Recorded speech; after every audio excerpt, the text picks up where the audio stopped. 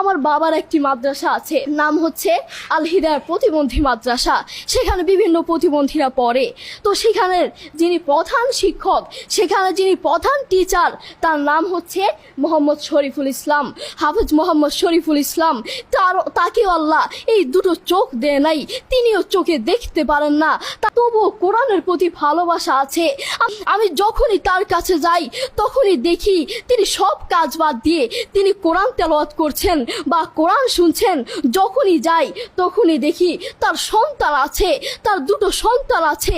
তিনি চাইলে তার সন্তানগুলোর চেহারা দেখতে পারে না, তিনি চাইলে তার মাকে দেখতে পারে না, তিনি চাইলে তার বাবাকে দেখতে পারে না, তিনি চাইলে তার সন্তানগুলোকে দেখতে পারে না, তিনি চাইলে তার আদরের টুকরো সন্তানগুলোকে দেখতে পারে না, তিনি চাইলে তার মাকে দেখতে পারে না, তিনি চাইলে তার প্রিয় মানুষকে দেখতে পারে না, তিনি চাইলে